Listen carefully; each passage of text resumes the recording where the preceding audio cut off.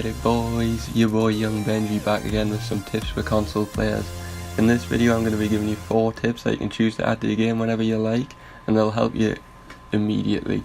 The reason I say you can choose to add them whenever you like is because 2 of these tips cost money. For the 2 that do cost money, I do have cheaper alternatives, but with all that being said, let's just get into tip number 1, which is scuff controllers. Now, before you quit the video because you can't afford a scuff controller, remember I do have a cheaper alternative, but first I'm going to go over why the scuff is so effective. The reason the scuff controller is so good and people claim it's pay to win is because it allows you to do more than a normal controller without any downside. The scuff is so effective in Fortnite and basically all shooters because it allows a player to aim while he's jumping, something that can't be done when using a standard controller. Almost everything you do in Fortnite is better when you jump. You want to be jumping when you're crossing the map just to avoid getting hit by snipers, and a scuff will allow you to look around while you're doing this. A scuff will help you in build battles because you can jump while you're placing down your walls and your ramps. That will allow you to get a height advantage quicker. And finally, the one that everybody knows the scuff is OP for is shotgun fights. Everybody jumps during shotgun fights, and being able to aim while you're jumping will increase your chance of winning by a massive amount. Now obviously the problem with scuffs is that they cost a lot of money. It's like 120 quid for the cheapest scuff you can get, and not everybody can afford that, so my cheap alternative is to play claw.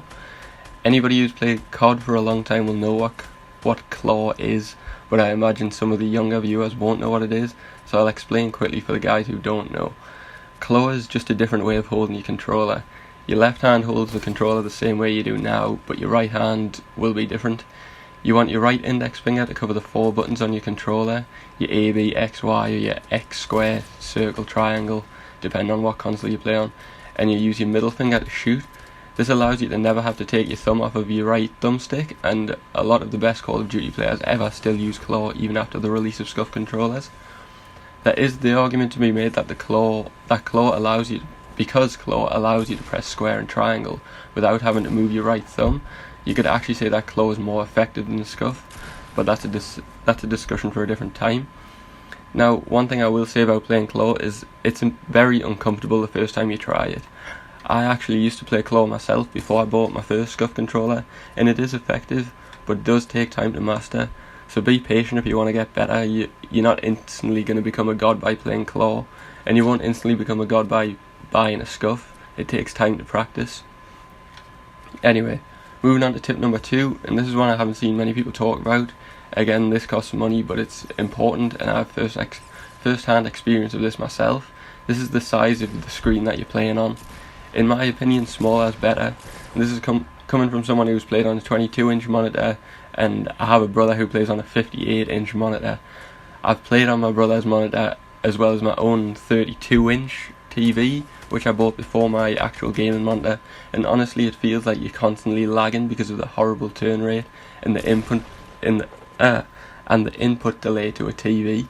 If you have a small TV or an old small monitor, use it for gaming, you'll instantly see a difference. It's easier to see everything on the screen because everything is directly in front of you, and you don't have to rely on your peripherals to see everything on screen. My brother has a massive problem of not seeing things that are very clear to me on my screen. There's a reason all gaming tournaments are played on small monitors, and it's because they're built for gaming. Ask any pro and they'll tell you that a smaller monitor is better, and that is a good investment to make if you want to make real improvement to your game.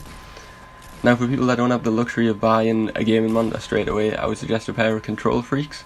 Control Freaks are just extensions you put on the end of your thumbsticks, and they give you more precise control. If you're on a bigger TV, it's hard to make small adjustments to your aim, and Control Freaks will give you the ability to make minor changes when aiming. They are hard to get used to, but I have a friend who uses them who says they make a massive difference to his game. But moving on to tip number 3, and it's the one that everybody likes to talk about, it's sensitivity. Sensitivity is an annoying one because everybody thinks that by changing their sensitivity it will instantly make them good at the game. Coming from someone who only has 15 subscribers and one clip that went viral, I can tell you that I've been asked this question over 100 times. People seem to think that if they have the same sensitivity as I do, that their aim will be as good as mine, and it won't. I've been playing shooting games like this for 10 years now. Your aim isn't going to get better overnight, and it's not going to get better just by changing sensitivity. But the two things I will say about sensitivity is that you want to have a minimum of 6x sensitivity, that's your horizontal sensitivity, and the second thing is you want your Y sensitivity or your vertical sensitivity to be 1 lower than that of your X sensitivity. The reason you want a minimum of 6x sensitivity is so that it allows you to defend yourself when you start getting shot in the back. Anything lower than 6 and you're going to find yourself taking multiple shots before you get a chance to place your first wall, you need to be able to do a 180 and start placing walls instantly, and 6 will allow you to do that. The higher you have your sensitivity, obviously the quicker you'll be able to build, but the more you sacrifice your aim. So I personally recommend either a 7 or an 8x sensitivity, because once you go above 8 you start really struggling to control your aim.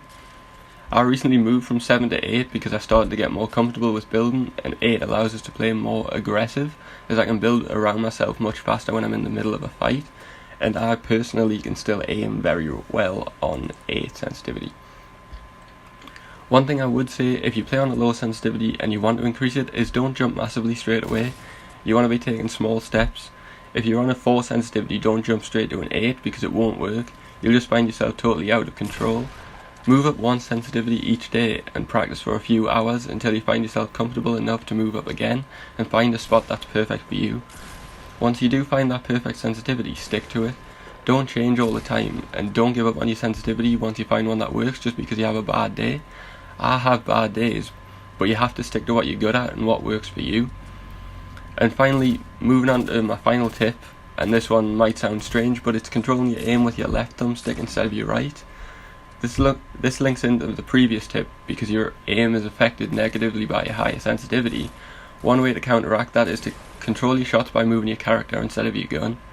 This is something that we all do when we're waiting for an opponent to come around the corner, and you watch them in third person and you pop out and you one-shot them with your shotgun, but it's not done enough at longer distances, even though it's still very effective.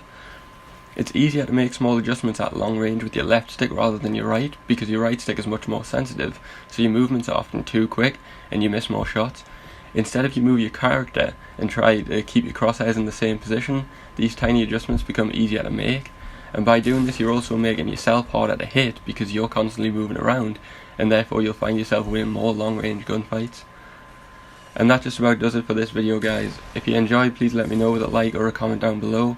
Subscribe if you want more educational videos, because I bring them out every few days. I do think I'm at a level where I can help others improve, especially console players. I've been playing console shooters like this for over 10 years now, which might actually be longer than some of you guys have been alive, so I do have significant experience in this area. But enough about that. Thank you so much for tuning in, and this is young Benjii signing out. Peace, boys.